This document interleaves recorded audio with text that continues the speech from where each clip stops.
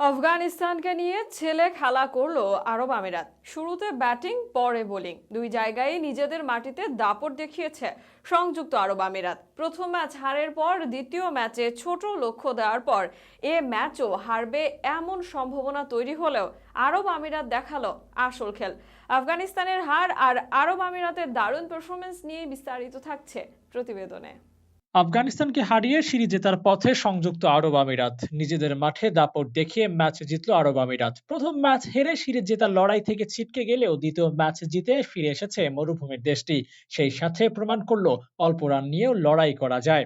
আফগানিস্তানের বিপক্ষে সিরিজের দ্বিতীয় ম্যাচে টস জয়লাভ করে স্বাগতিক আরব আমিরাত টস জিতে ব্যাটিংয়ের সিদ্ধান্ত নেন দলটির ক্যাপ্টেন মোহাম্মদ ওয়াসিম।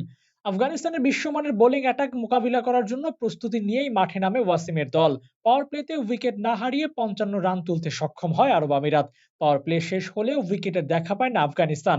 অবশেষে নবম ওভারে গিয়ে ওপেনার ওয়াসিমের উইকেট তুলে নেন আফগান স্পিনার কাইস আহমেদ। আরাফিনদের উইকেটও যায় পরবর্তী ৫ রানের মধ্যে।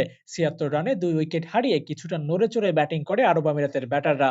তৃতীয় উইকেট নিতে আফগানিস্তান যখন হন্যে হয়েছিল তখন আমিরাতের ব্যাটাররা দিচ্ছিলেন ধৈর্যের পরীক্ষা। শেষমেশ দলীয় ৯৯ রানে পরে তৃতীয় উইকেট। এর খানিক পরপরই উইকেট পড়তে থাকে স্বাগতিকদের, আর সেই সাথে চলে রানের চাকাও। শেষমেশ আফগানদের বিপক্ষে ৭ উইকেটে ১৬৬ রান তুলতে সক্ষম হয় আরব আমিরাত। আর আফগানিস্তানের মতো দলের কাছে এমন ১৬৬ রানের টার্গেট খুব বড় বাধা তো অবশ্যই না। অনেকেই তখন ভেবেছিল আফগানিস্তান এই ম্যাচ জিতে সিরিজ নিজেদের করে নিবে। কিন্তু প্রথম ধাক্কাটা আফগানিস্তান খায় পাওয়ার প্লে শেষ ওভারে। দলীয় ৪৭ রানের মাথায় দলের সেরা ব্যাটার রহমানুল্লাহ গুরবাজের উইকেট তুলে নেন আমিরাত বোলার আলী নাসের। গত ম্যাচে ১০০ করা গুরবাজ হতে পারতেন ভয়ঙ্কর, তাই তো ২৭ বলে ৩৬ করার পরে উইকেট তুলে নেয় আরব আমিরাত।